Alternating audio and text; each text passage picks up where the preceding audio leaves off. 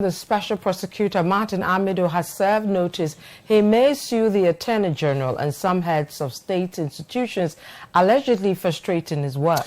Mr. Amidu, in his latest episode, complaining about the challenges hampering his work, says despite being under-resourced, they have managed to investigate and arraign a number of public officers before the High Court for prosecution. But he however alleges the heads of some institutions have either failed or refused to apply the law on interdiction and indefinite leave on persons he is pursuing. The special prosecutor has been accused of sleeping on the job when he has only 3 seconded investigators from the Ghana Police Service with no prosecutor employed directly by the Office for obvious bureaucratic and technical reasons. The 2 cases the Office of the Special Prosecutor has before the High Court for trial has surfaced the fact that heads of institutions do not take the fight against corruption seriously. This demonstrates that this government's fight against corruption has a long journey to go unless some drastic action is taken against heads of institutions as suggested by the Public Services Commission. The Office of the Special Prosecutor Act empowers the office to enforce the production of information and document in the court against any public institution that fails or refuses to honor the lawful request of the office. This office can also go to the High Court to compel heads of institutions to obey the laws that support the fight against corruption.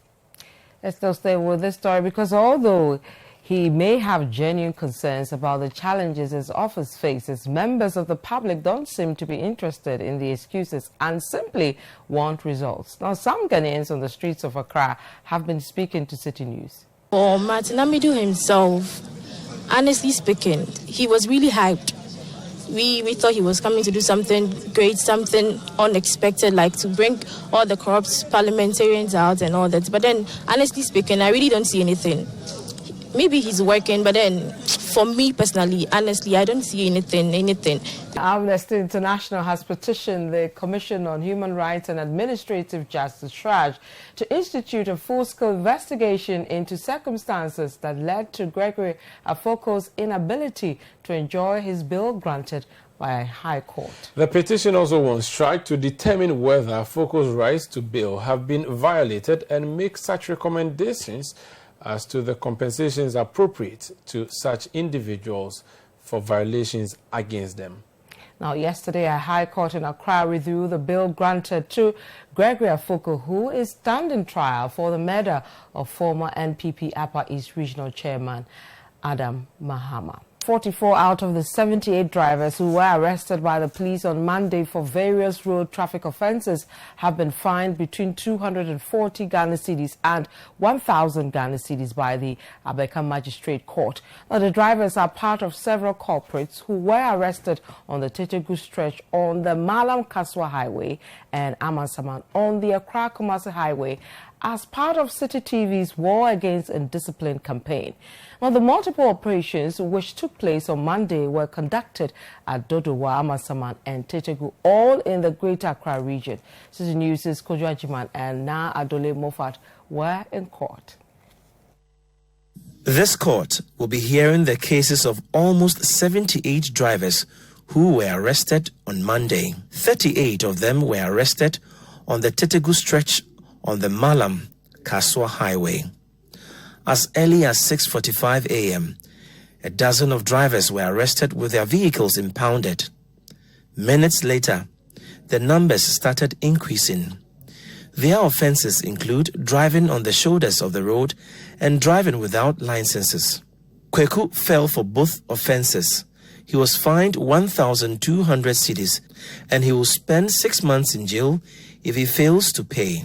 Most drivers who were also arrested at Amasaman breached the same road traffic regulations. Presiding Magistrate, Her Worship Juliet Osei-Dodu, was worried about the charges leveled against Kweku Puku, including drink driving and driving with expired license. She cautioned motorists to desist from these acts as they have resulted in many accidents on the country's roads. After being fined, Kweku pledged to refrain from drink driving and other related offences. Then I will catch driver form some car like in Yamasiano. And she missed me home, Miss Minimum Bedin Como said, say, a toy until I said, do ye bibiano or jay. A state prosecutor, Inspector Paul Osei Ejay, says it is evident that motorists are becoming much more cautious when driving following the ongoing campaign on indiscipline on the roads. Big names within the minority caucus in Parliament will not return to the House after the next general elections in 2020.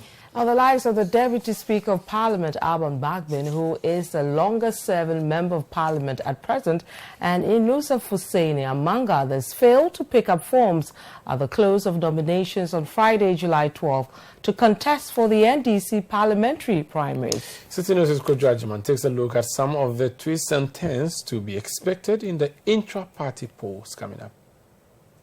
Alban S.K. Bagbin is Ghana's longest-serving Member of Parliament, and he will not be seeking re-election in the next parliamentary polls. The 62-year-old did not pick nomination forms to contest the Nandoli Kalio parliamentary seat at the close of nomination last Friday. Bagbin, who is currently Ghana's second Deputy Speaker of Parliament, has been occupying the Nandoli Kalio parliamentary seat since the start of Ghana's democratic dispensation in 1992. Parliament will also lose another experienced legislator, MP for Tamale Central, Alhaji Inusah. He has made clear his decision not to seek re-election at the 2020 parliamentary polls. The former Roads and Highways Minister under the Eswell Mahama administration says his decision is to allow others serve the people of Tamale Central. The Ketu South MP Fifi Kwete will also not be contesting the seat in 2020. No reasons have been assigned yet for his decision. Richard Koshiga,